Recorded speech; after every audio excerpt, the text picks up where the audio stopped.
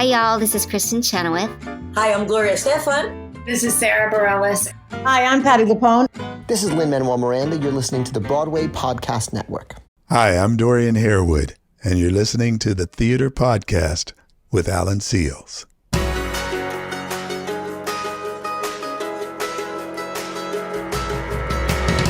Welcome back to an all-new episode of the Theater Podcast. I'm your host, Alan Seals, and this episode's guest is still counting us down to the 2024 Tony Awards, Dorian Harewood, nominated for his performance in The Notebook on Broadway. Okay, so, real talk. Let me turn off the mic here for a second. Okay, just you and me now. Nothing against any of my previous guests who may be younger than Dorian, but I love having guests on the podcast who have been in the business for 30, 40, or Dorian's case, over 50 years. The amount of introspection he carries, coupled with his profound appreciation for life in general, is such a beautiful combination. And I've seen it in others of a certain age like Dorian, but he's left this legacy of amazing, life-changing, and career-inspiring arts and entertainment behind him. But as he says, it was just another day at the office. It's quite incredible how he moves from opportunity to opportunity by simply being himself, which is someone who treats people equally, fairly, and is the person that the teams want to work with. Again, that is invaluable advice that we hear so many times on this podcast. But, find me online, tag me in your stories and reels, and now everybody please enjoy this episode with Dorian Harewood. Here you go. 1, 2, 3.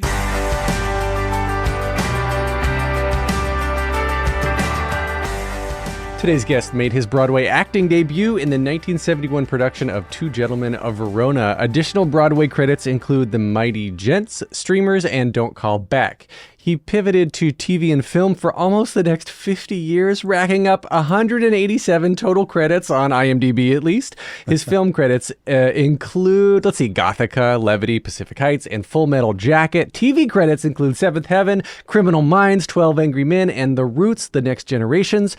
He's a voiceover artist for cartoons and video games and is now a Tony-nominated actor for his role as older Noah in The Notebook on Broadway, his first time back on the Broadway stage since 1978. Wow, Dorian Harewood, welcome to the Theater Podcast. Thank you, Alan. Thanks for having me. Dude, it is so nice to have you back, and you're just like, I'm going to come back on Broadway. I'm going to start a musical, and here's my Tony nom. Screw you guys. It's Dude, been crazy, what made you want to come back? It's been crazy. Well, it's basically I wouldn't even be here if it weren't for my manager pushing me to get active again. I do a lot of voiceover stuff, and she was saying, you're an actor, you're a singer, you're a songwriter, you gotta do more of that as well. And I said, okay, well, I'll she kept pressuring me to do that. So she started sending me out on some stuff and looking at different projects and whatever. And this particular project came up. She said they're having auditions for the part of older Noah. I knew nothing about the project. I had not read the book nor seen the movie, but she convinced me to audition for it. And I auditioned for it, and I got it. So that's pretty much simple as that. That's so insane. And I want to take a step back for a second, because as I was looking through all the credits and everything, one of the things that stood out to me was you've been part of so many of the cartoons that I grew up on in the late 80s and early 90s. Teenage Mutant Ninja Turtles, the 1989 series. You alternated with James Avery to be the voice of Shredder. Yeah, I was the bench Shredder. He was the number one. He was the starter. I would come in once in a while. Yeah. I'd come in once in a while and do his, but he is the Shredder. I was just kind of back up. I thought that was so cool, though. Yeah, James Avery is Uncle Phil from Fresh Prince, for those who don't know. You were also part of Darkwing Duck and Where in the World is Carmen San Diego and so many other, literally, these are the cartoons that I remember with so much fond memory. And I mean, I guess now sort of translating this into The Notebook, right? You're in yet another property that means so much to people, and it's bringing up so much nostalgia. because again, prepping for this interview, I was like, oh yeah, I used to watch that, and oh yeah, I used to watch this, and oh my God, he did that. And and just even the TV and the film and seeing your face on screen, like that kind of stuff, you just got this career that you're leaving this legacy behind you. And now, I mean, you've been acting professionally again for like 50 years. That literally, and that's insane. So when you look back at all of this, right? Are you just like, oh, it's just another day at the office? Or are you like, oh yeah, I'm leaving my mark on this world? Well, for me, Alan, it's more of the former. It's just another day at the office. And I tell you, my son, he's the digital coordinator and digital publicist. He would know the things that you're talking about. I don't know half of the animation things I've done. I'm really? grateful. I am grateful. I'm telling you, I'm grateful for the work. I'm grateful for having done all these terrific things. And my son said, oh yeah, you got that. And he put together my website, which is full of all these things. I said, oh, I remember doing that now. I remember that. But I couldn't tell you. You could tell me more about what I've done than I could. Because for me, it's just I've been fortunate enough to have the opportunity to audition for and get these jobs that I've gotten all over these past decades.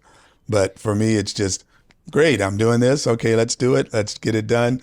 What's next? And that's just the way I've always dealt with it.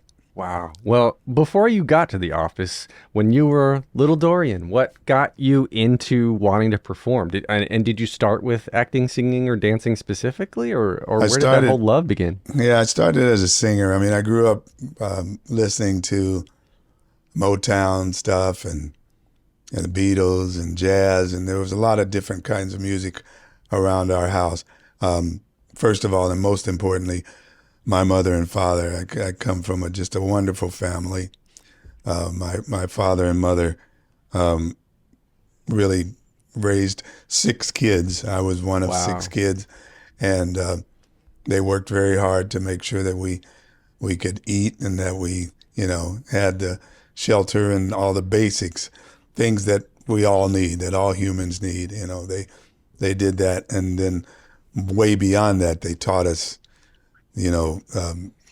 their values. They passed along their values. Not to get into a whole lot of heavy stuff, but quite simply, they just said, hey, look, you've got opportunities, learn as much as you can, do the best you can. Never look up to anyone and never look down at anyone. No one is better than you and no one is worse than you. And just remember that and demand that kind of equal treatment between each other, and just do the best you can. So that was kind of the way I was brought up. And but as far as the first things that I was doing, like I said, I grew up in this world of music, a lot of music around the house all the time, and I love music. And I basically started out as a singer, not to get into the earlier stuff, but I was going to audition for I played the piano, and I had piano lessons, that kind of thing. And at one point, I was gonna go down to the college and audition for a piano scholarship. And my piano teacher, terrific woman, Josephine Stevenson, she said, I really like your speaking voice, and I haven't heard you sing. Can you sing something? And I sang something. I think I sang People, a Barbra Streisand song or something, whatever. She said, God, that's what you should be doing. You're just an average piano player. he said, you should be doing that. I'm going to teach you this thing. You're going to go down, you're going to audition for a scholarship down at the University of Cincinnati. I lived in the Dayton, Cincinnati area, Ohio. And she said, I'm going to teach you this aria. You're going to go down and audition for a voice scholarship. Classical opera. I said, I've never sung this stuff. I don't know anything about it. I grew up, like I said, here listening to Motown and all those kinds of things and the Beatles and everything. She said, no, I'll teach you this. You go down, you're going to audition, and you're going to get it. And so she taught me this operatic aria. I think it was Elijah from Lord God of Abraham from Elijah, whatever. I don't even remember it, but something like that. So I went down, she had taught me this thing. I'd never done it before. And I got a 4-year scholarship to the Conservatory of Music at the University of Cincinnati. Wow. And so she said, yeah, you go and do that. And I said, well, I know nothing about opera. I know nothing about classical music, but I'm going to go down. I got a scholarship. I'm going to learn as much as I can. And for the first couple of years, I studied classical opera and classical music and operatic training from this wonderful, wonderful teacher, Lucille Evans. And what I decided was, because at one point she said, yeah, you got a brilliant sound. I love your sound. And she said, you're going to, with classical music, you'll get into your, in your 50s and whatever you'll be doing, and everything will be fine. And I'm thinking to myself, well, I want to do something before that, But so you're in your 20s at this point, not even? I was not even. I went to 68. I was 18 going into this thing. So I was just learning it, and I had talked to one of the classical students there, and I said, one of the problems I have is, she's teaching me how to sing from my diaphragm and through my mask and all this stuff. And I said, well, that's not what I grew up doing. I sing falsetto. I sing all the different Temptations parts and, all that kind of thing and all these different types of things. But I'm learning this from her. And I told this one student, I said, well, the one thing I'm concerned about, I forgot the guy's name, but I said, one thing I'm concerned about is, if I study this, I might not be able to continue to sing what I call popular music or freeform music. It's just the classical, because you have to sing a certain way. There's a certain sound and blah, blah, blah, kind of like ballet, you do things exactly so, which is great, but I don't know if I want to do that for my life's career. And this guy said, and even the way he talked, he was a classic. He was an opera singer. Even the way he talked, well, Dorian, the way you'll be able to sing anything. Don't worry about it. You'll still be able to sing your Motown, and I sing all kinds of different things. And then he broke into this song. He said this popular song. I can't even remember what it was. Let's say it was some kind of anything. A Stevie Wonder song. He said, I can sing pop as well as classical. Listen to this. He goes, you are the sunshine of my life, but I'll always be around. Yeah. So he says, Dorian, don't worry about it. You can do all that stuff. And I go, okay, well, I think I'm going to look for a different major, because if he thinks he's singing popular music and he's singing like that, I don't want to get to that point. So I decided after, I think this was maybe a year, maybe my second year or something, I decided to switch, because I didn't want to sing like that. When I sing popular music, I want to be, that kind of thing. I switched to musical theater, which was the least confining kind of degree program at the conservatory at that time. That's how I got into musical theater and musical kinds of things. And we did, at one point, I think it was the summer before my senior year, I was looking for some stuff in the one ads up the street where I live, Dayton, Ohio. And there was an audition for a touring company of Jesus Christ Superstar, which at the time was the big hit rock opera hit musical.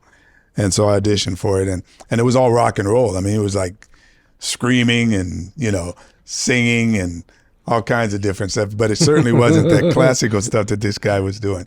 Yeah. So I auditioned for it, and I got the lead, the part of Judas. That was my first professional job. I was 21, I think, 21. So that's what got me into that area. When the show itself, it was a bus and truck tour, national tour. When they decided to go on to Europe, I decided to leave school and go to New York and pursue musical theater. And I just did it, So I went to New York. Fortunately, this was in late 72. I was 22 years old. So I went there, and fortunately, and once again, I tell all these people that want to become singers or actors or have a career in this. I said, don't take my career as the normal thing. It's just not normal. Mine has been very unique. So don't just think that it's going to happen this way. I tell them that, and I tell them to just, if it's a passion for them to, go for it. But it's not that easy, But anyway, to get back to my thing, I went to New York 22, and within a couple of weeks, I got this job. They were doing a benefit performance at Carnegie Hall, the big Carnegie Hall. I knew nothing about Carnegie Hall, but I guess it was a big deal. And back then, yeah, it was just back then, yeah. I auditioned for it, and I had a solo. I was in the chorus, but I was only the only one that got to do a solo number because it starred the benefit for Oscar Hammerstein, and it starred all of the current Broadway stars at that year. But I got to do a solo, and so I got that. The person that was choreographing that loved what I did. He said, "Do you sing R&B? You sing popular stuff?" And I said, "Are you kidding? That's what I grew up doing." Because I had just sung this. I had just sung full this. circle. Yeah, I had just sung this thing, which fortunately, once again, I credit my opera teacher back in college, my Lucille Evans, for allowing me or for giving me the skills that will allow me to sing not only popular music, but classical music. And this particular job I got was more towards classical or legit theater. I sang some kind of Rosemary, I love you, madame, something. It wasn't pop. It was legit theater stuff. And I had gotten those skills based on my teachings from Lucille. So this guy, he said, "Well, do you sing R&B? Do you know it?" And I said, "Are you kidding? I grew up doing that." He said, "Well, we got this audition. We got this opening for a part for swing singer, dancer, and standby to the lead in Two Gentlemen of Verona, which won the Tony that year. Yeah. And if you want to audition for it, I think you should."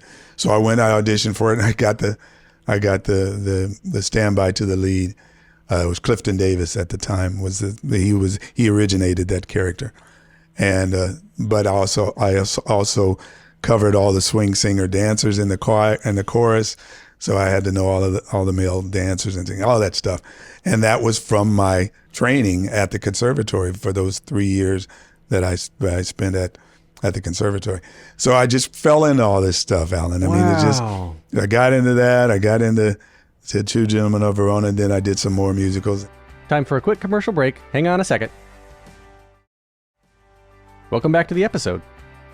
And then I did a musical with Bette Davis, the late, great, legendary actress Bette Davis. And she's the one that talked me into acting. I never would be acting. I never would be doing this. I wouldn't even be talking to you probably because I wouldn't be in this project. But she talked me into acting as well.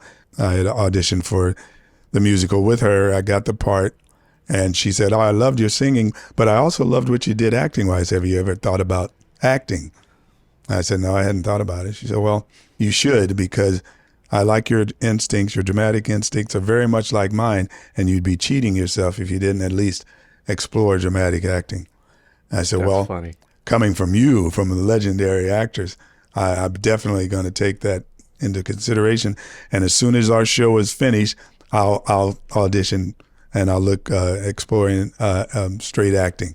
Unfortunately, she hurt her back, so the show closed out of town prematurely.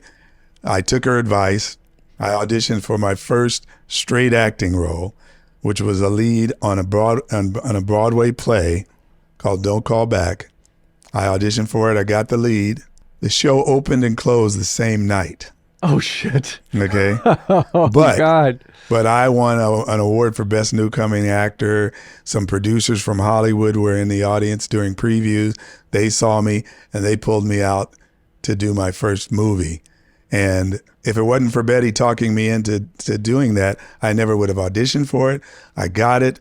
She was my mentor. She guided me through all the stuff out in California. I'd never done a feature film, a TV movie or whatever. And so we would be talking back and forth. She said, "Yeah, you need to do this." And she gave me she was my mentor, simply, plain and simple. And she talked me through and told me how to do certain things. She said, be on time, hit your marks, know your lines, and most importantly, she said, trust your instincts. They're very much like mine. Fight for them if you have to, but trust your instincts. And she said, basically, she taught me she took me through the whole thing. And Wow. I've been on this road, this roller coaster ride. I wouldn't even call it a roller coaster because it's all been terrific. But this wonderful ride, because of Bette Davis and because of, first of all, Josephine Hines, who talked me into singing to go down there and audition for that scholarship. And then Lucille Evans, who taught me how to sing classical music, which has served me well, even in this project, the Notebook, because it's more not classical, but it's theater kind of thing, and it allows me to. She taught me how to protect my voice, so I could do James Brown stuff, I could do screaming rock stuff, but I had the knowledge from Lucille Evans on how to support that in a classical way without hurting my voice. One of the top rock stars and you're too young to know her, but a woman named Pat Benatar. And I know Pat Benatar. You know Pat? Okay, she was an opera singer. She studied classical. She was able I to did not know that. Yeah. Linda Ronstadt, the same thing. Linda Ronstadt, Wow. the terrific singer. They studied that stuff. That's what allowed them to protect themselves while they're singing these hard kind of rock numbers and that kind of thing. So I learned all that from Lucille Evans. So I've got three wonderful women to thank: Josephine Hines, Lucille Evans, and the late great Bette Davis for where I am now. That is such a road of, I guess, kismet embracing, and along the way, an advice that I was given years ago that still sticks with me on this podcast was be the person that everyone wants to work with the next time. And so pulling in your parents' mantra of nobody's better than you, nobody's worse than you, it sounds like, when you're developing this collaborative environment, and Betty says trust your instincts and fight for them. That stuck out to me too. Yeah. But being able to go forward in every single project and treat everyone equally, make sure that you're doing your best and you're embracing your own instincts, which makes you your own unique self, which is the other bit of advice that everyone is the through is line unique. of everything. Everyone, yeah. Nobody can be you like you. Nobody can be whoever like that person. Right. Yeah, that is so crazy of a journey. And did you think at any point, like, what did I say, 1978 was the last time that you were on Broadway, right? Yeah. 40 years between Broadway credits, right? So was 46. To be exact. Yeah. Was that an intentional choice, or was it again just kind of wherever the next project presents itself based on the previous one, and it kept on snowballing? Yeah, it was pretty much just getting on whatever ride I was on, literally. And here's, you talk about kismet, you're talking about things happening for a reason. There's a couple other stories I could tell, but this particular one, in 1978, that particular Broadway play that I did called Don't Call Back, I was the lead in it. One of the supporting actors was an unknown guy named Morgan Freeman, who did pretty well. He's done pretty well. He did all right. Yeah, he did. But anyway, that particular project was a very, very good play, but it closed. We only ran a few weeks, maybe a month, maybe 2 months. I don't even remember. It wasn't a successful run. Had it run, I would not have been available to play the largest role in the most widely seen miniseries, non-network or network miniseries in the history of television, which was Roots. Yeah. I had the largest role in the 26 hours of Roots 1 and 2. I played in Roots 2, or Roots the Next Generations. And I was doing this play, and it closed, but at the time they were considering me for the part of Simon Haley in Roots, the father of the author Alex Haley. And they said, well, Dorian's not available. there's this other guy we're considering, so we're going to give it to him. The show closed. They said, Dorian's available, so give it to Dorian. And that I won't tell the guy's name, the terrific actor, guy named Ron O'Neill, who was stuck doing blaxploitation stuff, but he was a classically trained actor, a terrific actor. This would have been a great role for him, Simon Haley in Roots. He would have been perfect for it. He would have been terrific.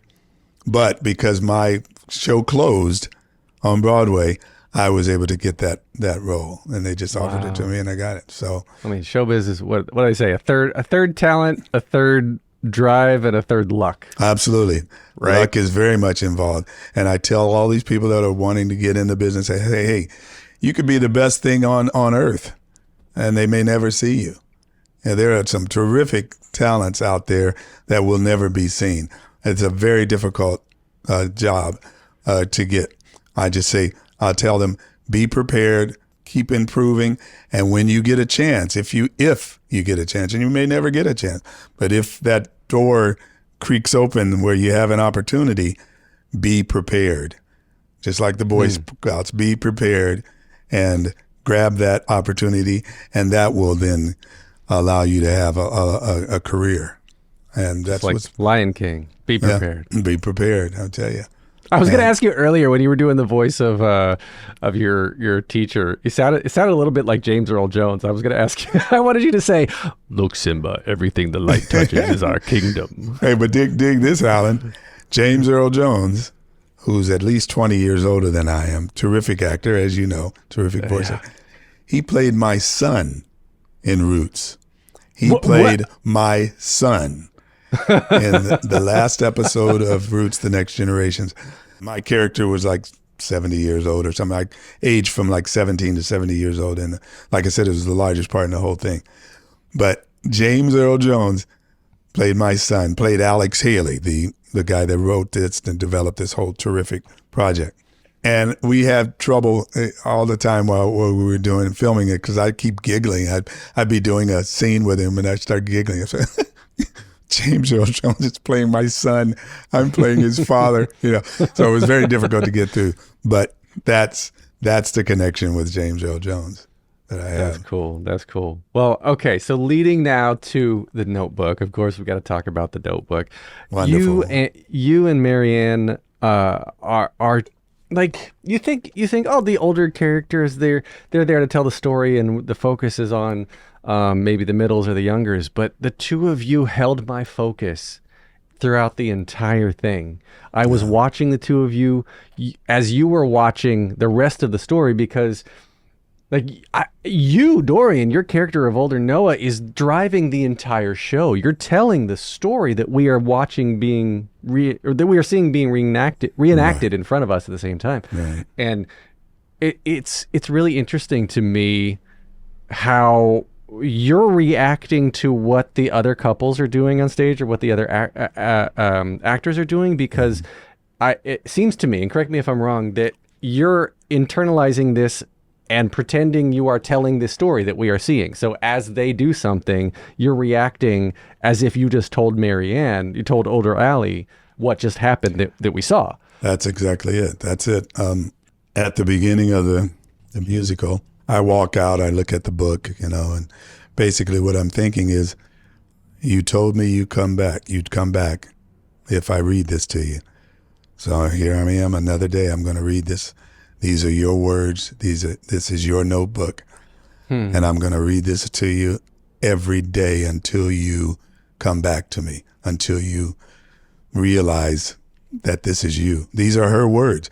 Every word that I'm saying to her, that I'm reading to her, she wrote. She doesn't know it yet. She's lost that because of the dementia, Alzheimer's challenges that she's having.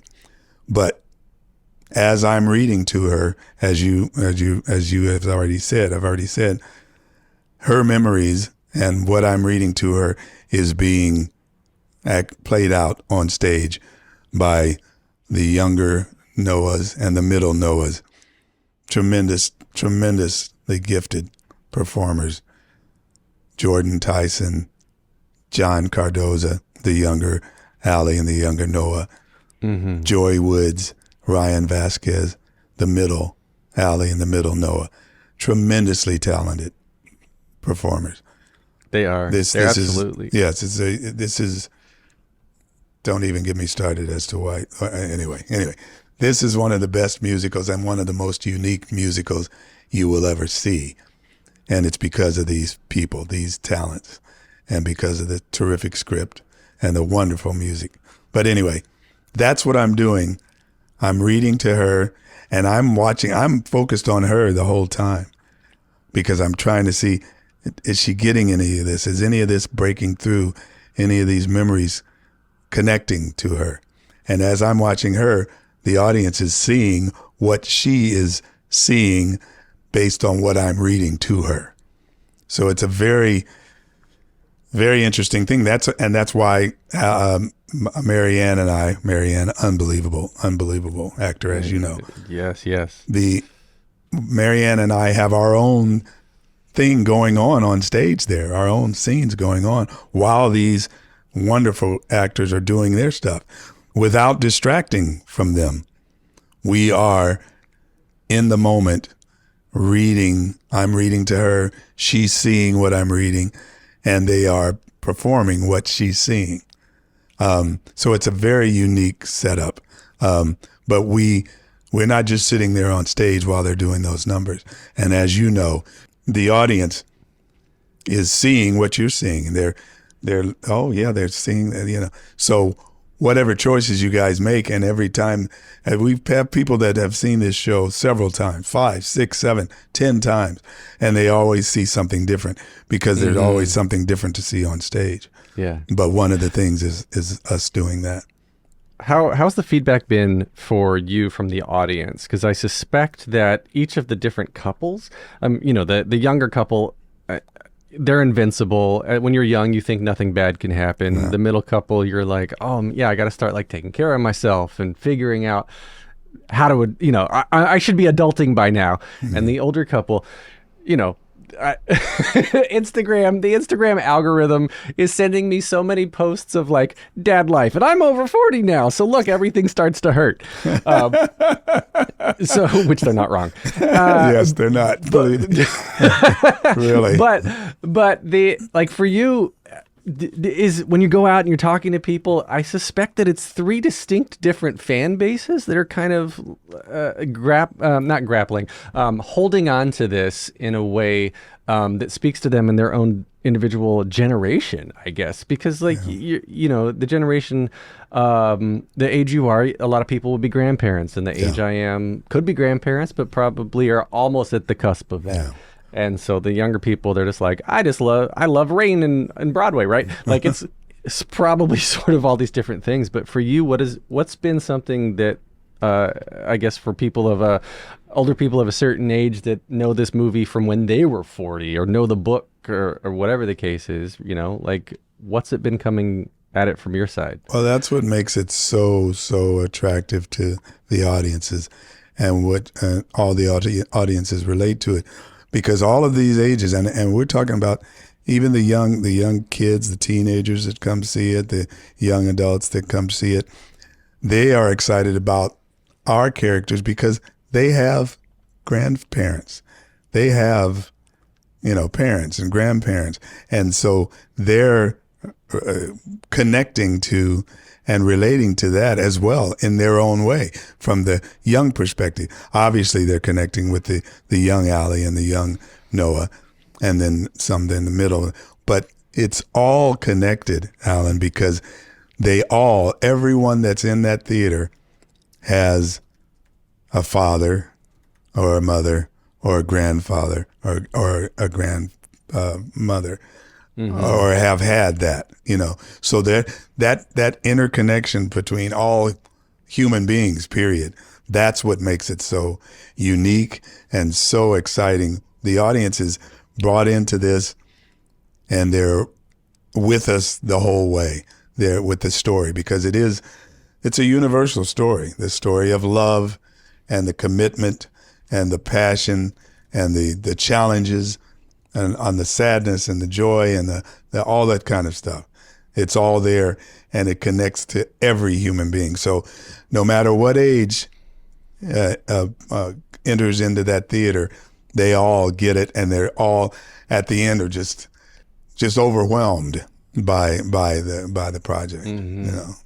What about the color conscious casting as well? Because the races of the younger, the middle, and the older they're not consistent on purpose. Yeah, and that's what it says is love and human beings. It basically is saying it doesn't matter what you look like or what you are on the outside or who you are. The so-called races. There's only one race. It's the human race. It's the human race. There's all kinds of ethnic subdivisions of the human race, and we've gotten into these kind of separations for whatever reasons. You can get into politics, you can get into power dynamics and all that stuff. But the bottom line is human beings, you and I, if you cut us open, we look the same way. Okay. And if you look even deeper into our soul or our energy, it's all the same thing. It's that one thing. This is just a meat suit, basically. But inside, we're all the same. So what they're saying at the beginning, when people see, oh, this guy's different color, different size, different sexes, different different ages, all that kind of, they immediately get into the through line, which is these are two human beings experiencing each other and falling in love, and the challenges that go along with all of that, and the challenges of their folks not wanting them to be together for different reasons. Time for a quick commercial break. Hang on a second. Welcome back to the episode. And all of a sudden, I mean, very, very early on, all the audiences have forgotten about, oh, this guy doesn't look like this guy, or he doesn't look like this, or he doesn't, that's not the same. They don't think about that. Mm-hmm. It's the human experience. Experience. Yeah, and all six of you working together to, the staging and the blocking and choreography, even, there are head movements and hand movements and things that happen all at the same time. So it's very apparent that there are multiple people playing the same character. Yeah, over Katie Spellman. times. Katie Spellman, terrific choreographer. She subtly connected all those things, Yeah, all those movements that allows. I mean, theater is a unique medium, you know that. But through that choreography and through the music in the book, you allow the audience to let their imagination work, to make it work, to get the story as effectively and personally. Each individual has their own experience watching this. What just occurred to me as you were saying that is aside from the people who just don't do this, I was saying, I heard the other day that there was, I think I was listening to something about Three Body Problem on Netflix, or I forget what it was, but there was somebody saying that stories now, production companies and studios and stuff have to make sure that their complicated shows are second screen enough for audiences. And what that means is that most people now at home are doing this. They're watching TV and they're on their phones, typing, tapping, doing whatever they're doing. So you have to be able to half pay attention to this plot and still understand it. Yeah. Whereas in theater, what you just said, it's a unique medium. Theater is one of the few places, one of literally the very few places now where you're supposed to not have a second screen. You're supposed to sit and be captive and watch it and take it in. And this was something that somebody told me the other day too, was that they feel like theater has been dumbed down so much. And it's nice to see shows like The Notebook that treat the audience with a level of intelligence that requires them to go on a journey and suspend disbelief for 2.5 hours. And that's what makes it so special. That's what makes this project so special. And that's why the audiences have reacted in such an overwhelmingly positive way, an emotional way. I mean, theater, of all the mediums, theater is the oldest medium. I mean, from caveman days where they act out whatever they're doing or whatever. That was theater, Okay. And and they're telling their stories. They're all the different cultures. They're telling their stories physically in live time, in real time with each other.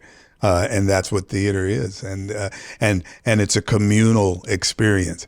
It's something that it doesn't demand, but it goes without saying that the public, the viewing public, whoever that is, whether it's three guys or three women or three, whatever, around a fireside and someone's acting, you have to be a part of it. It's a communal experience. And there is that connection with the theater and with the audience and with the performers. That is an unbroken connection, and that's why this audience is so into it. I mean, and they're laughing. There's a lot of joyous things in this project. They're just laughing out loud and doing it, bursting, and at the same time, then they're having the tears, and they're not ashamed of it, and the audience is not ashamed of it. Ugly crying tears. Oh yeah. I mean, there's all kinds, and the audiences sometimes, there's that nervous laughter with some of them because they're a little embarrassed or they're embarrassed for the person that might be crying. But then there's also sometimes some nights that, I mean, there was one night, this guy, I mean, he was bawling. I mean, during the towards the end there, I mean, just out and out yelling almost with his grief and his bawling, and the audience did not make any fun of him at all. They were quiet. They allowed him to go through all that, and were with him on it. It was probably very personal. It was very. So many people. Yeah, so many people go through something very similar. Absolutely. Yeah. So, and that's what makes theater so unique, is that the audience and the performers are doing this. They're in it together. Well, go see The Notebook, everybody. It's got to see great. it. It's unique. Before we started recording, you were saying you have 4 passions, and I cut you off because I wanted to save the conversation for when we were recording. So I assume theater is one of the passions. What are your other 3? No, actually, it's maybe not. No? No, okay. No, but I mean, it's work, and I love it, and I love acting, I love singing. It's not one of my passions. It's just something I love. It's almost passions, I guess. But it's, for me, it's work. It's the way I make a living, and I do love it. I have what I call very boring, to most people, boring passions.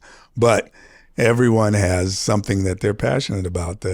And I think that most people, and a lot of people, would do well to have some kind of hobby or something that that gives them joy, that gives them something where they could get away from the pressures of whatever they may be going through.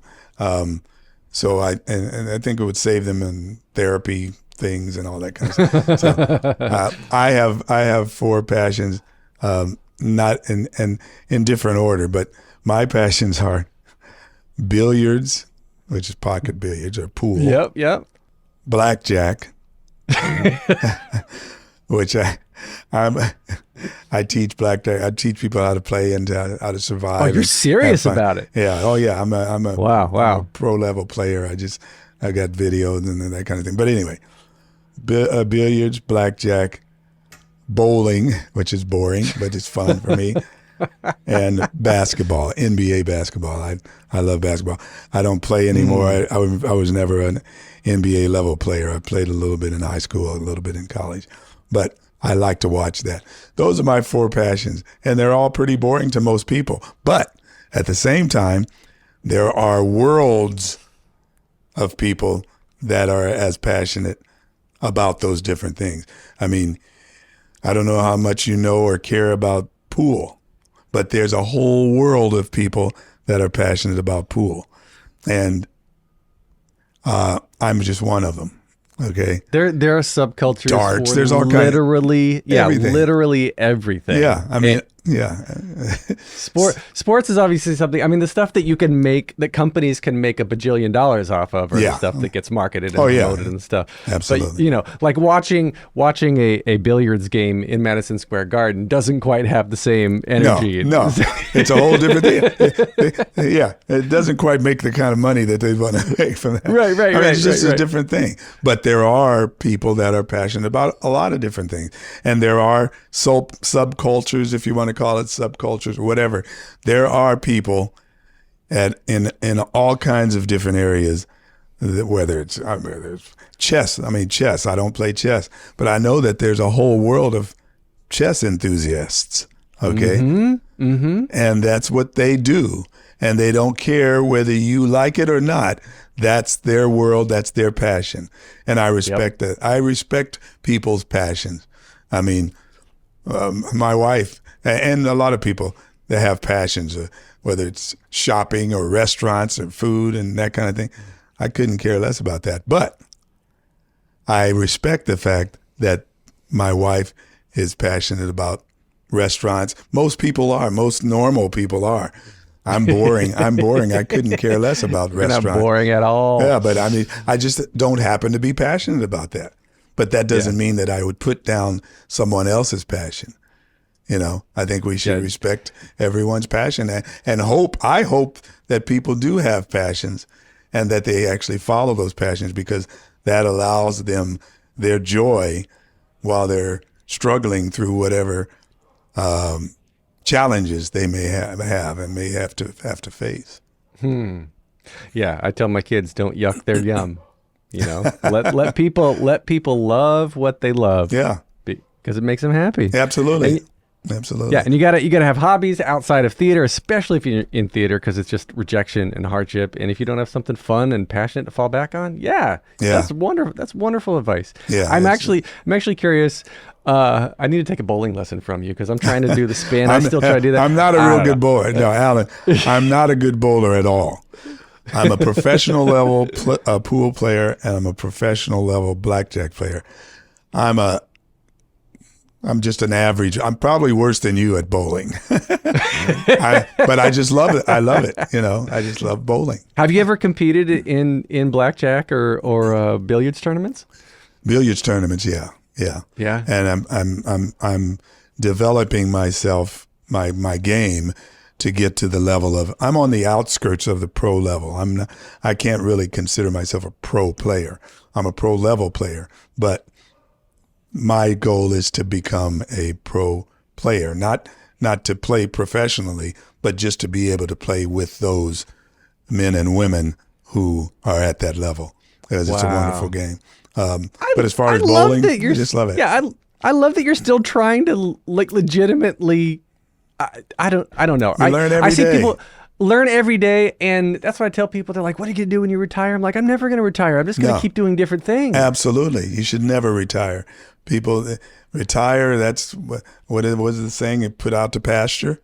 You don't want to be put out to pasture unless you're passionate about pastures. If that's the case, have fun. I'm not passionate about pastures. No, that is legitimately one of my actual fears is my brain calcifying and not being able to continue to learn and to assimilate new information. It's very important. Yeah. Very important. Just gotta keep that fresh. I want to keep trying to memorize random things and learn new skills and teach myself. Like the skill to teach yourself skills. Yeah. It's real. Absolutely. And if you just lay back and like, I'm not going to learn because no one's teaching me anything, like that's on you. You can always, especially now with YouTube University. Come on. Especially now, we're at the best time in our lives to be able to teach ourselves things, to learn things. Now you have to be critical thinkers. You know, you can't just accept all that stuff, as you know. And those are the dangers. People just accept, oh yeah, this is what they say, so it's gospel. No, well, maybe you should question it, or is it really? You know, those kinds of things. But critical thinking is very important. But learning every day. I don't set out to learn something every day, but I learn stuff every day. I learn different things, from the simplest to the most profound. And it's exciting to see what the new day may bring, what you can learn. You know? Yeah. No, I absolutely agree with that. I love that. And it's great advice too. And even doing the same things over and over, if you're saying 8 times a week, you're doing the same show, but you if you're doing it right, you're not. It's a different show every single time. And that's the challenge. That's the challenge. The challenge that we face, and it's our job to make sure that every person seeing this thing for the first time or the 15th time, that you give them the fresh story. It's telling the story. It's like saying whatever story you're telling. You got to tell it as if it's the first time that person has heard it. Mm-hmm. That's our challenge. Yeah, there's always somebody who's seeing your show for the first time and who's seeing theater for the first time. Absolutely. Professional theater. Yeah, absolutely. And you may be changing. I love thinking about that looking around an audience and saying, how many people all of a sudden are you making fall in love with something they didn't realize they now have a passion for? Yeah. And it's a beautiful, beautiful medium. Live theater is just wonderful, and I do love it. I guess I could say I'm passionate about it. I love it. I'll put it that way. But I'm passionate about pool. I got that. All right. So let's see. I want to before we get into the final closing questions, I want to do a quick 60-second game. Plot in 60 seconds. I want you to give me a number between 1 and 13, and I have a list of popular musicals, and you have to give me the plot in 60 seconds. The plot of a certain musical? Yep. I'm going to put 60 seconds up on the screen here. So I'm not the most knowledgeable, I got to tell you. I'm not the most knowledgeable. Look, you can make it up. You can make it up. It can be whatever you want. But you got 60 seconds in an elevator with me to pitch me this musical and tell me the plot. All right. So give me a number. 6. Ironic. The Lion King. Go. 60 seconds The remaining. Lion King. I'm going to pitch The Lion King. I love this. Love the story. Okay, this is going to be a story about this wonderful little young lion that's learning from this older 45 lion, seconds remaining. and learning about life and learning about survival in the wilds of Africa, and learning how to become a king, and I think that's the way it went. I don't even remember how the story is. I don't know. I remember half of it, but that's the story. You got this little kid, this little cub, and the older one teaching them how to become a king, and they grow through the struggles and the strifes of the life, and the love of their family, the cub's family, with music. 5, 4. Now, having said that, Alan, 2. I don't remember that. I remember liking and loving The Lion King, but I don't know if that was a story. I mean, that's the crux of it. It's not okay. Yeah, we'll go with that. You got it. You nailed it. 100%. 100%. I don't know half of this stuff. So that gives you an inkling as to how the rest of this is going to go. Well, that was it. Now, so now the three standard closing questions are back to you, not pop culture. So the first one just simply is, what motivates you? What motivates me? Yeah. Well, every day I get up and people say, "How you doing?" I say, "I'm above ground." It's a great way to start the day. It's a great way to start the day. Every day for me is a birthday. People say they have all these special days, all this special stuff. A lot of it is for commercial advantages, these corporations. Oh, yeah, let's make this a special day so we can, Every day is a special day. Every day is a birthday. Every day is a new beginning. So for me, that's that. What's the rest? Right. What's the other part of your question? That was it. Just what motivates you. Oh, yeah. You got it. Okay, so the second question, what advice would you give to your younger self and younger people listening now, starting out down a similar path? The first advice I would give to my younger self is to not to make the mistakes that you made as a younger self, to be more courageous, to be able to make tough decisions without going with the crowd or without one of the things that I have learned is that you're not going to please everybody, so don't try to. Be yourself. If there's something that you're uncomfortable about, be honest about it. So I tell my younger self to be more forthright and more clear about what you need and what's not comfortable for you. And then what was your advice for people starting out down a similar path? For people starting out in this path, I tell people, if you're passionate about something, you're passionate about acting, singing, you're asking me about that. I don't know how good you are. I don't know. It doesn't matter, because what matters is if you're excited about it, do it. Get better at it. Continue to learn. Continue to be better. Be positively critical of yourself. Be realistic. And most importantly, be very realistic about your talent, about what you do. Don't fool yourself. Don't let others fool you. And then continue to be as good as you can be, knowing that you may never work professionally in that particular profession. You may never make $1 from singing or acting, but if you're passionate about it, do it. At the same time, make sure that you're able to feed yourself while you're following that passion. Feed yourself and your family. Doing odd jobs, doing whatever. Don't be ashamed to do that, because you want to follow your passion, but you still have to feed yourself and your family. So, last question then. If you could only see one show for the rest of your life, but you can see it as many times as you want, what would you see? Oh, gosh. One show for the rest of my life. Yep. First of all, I'd have to say I'd get bored with it after a while. But one show, if I wanted to see, I mean, shows that come up, once again, they're mundane, I guess. The Born Supremacy series. I love seeing those kinds of. Those are good, aren't they? Those are terrific. Yeah. Whenever I'm flipping the thing and it comes onto that, I've seen it a million times. I'll stop and I'll watch the rest of it. I don't know why. Yeah. It's just terrific.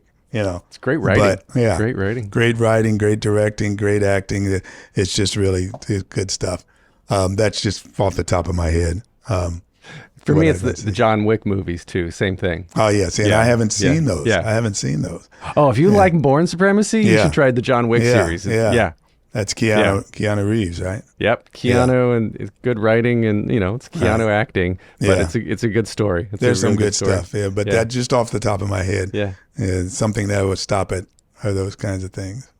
Oh, that's good. All right, are you on social media anywhere? Do you? Yes, I'm on. My son is my social media coordinator, because I don't know enough about it at this point, but he's teaching me as he's coordinating all my stuff. He's the one that's making sure that people know about me and what's going on. My website is DorianHarewood.com. DorianHarewood.com. It's a terrific website that he put together. And on that are the social media things that I'm on, whether it's Instagram. I don't even know all the stuff that I'm on. He just talked to me. He says, this is what's going on. And I'll tell him, I'll give him the responses to make sure that they're personal. So I am on social media. I just don't know what it is. But the best way to find out is by going to DorianHarewood.com. You got it. All right. And then those listening now, if you want to connect with me, I'm on Threads, Instagram, TikTok, and Facebook at theater_podcast. See, now you know your stuff. You know your stuff. It's written right here in my notes. My son would know that stuff. My son would say, Dad, this is what you are. This is what you do. Yeah. Oh, okay. So fine. I know. I've said this 300-something episodes now. You think I wouldn't need to look at my script anymore. Thanks to Jukebox the Ghost for the intro and outro music you're hearing right now. And Dorian Harewood, thank you so much. Man, you are such a pleasure to talk to. I feel like... Thank you, Alan. I know. We just need to sit down and play some blackjack. That'd be fun. I teach people all the time. I'll teach you how to play. I'll teach you how to play and have fun doing it. That's the best. You learn when you don't realize you're learning. I love it. That's right. Take a deep breath, make the world a little colorful.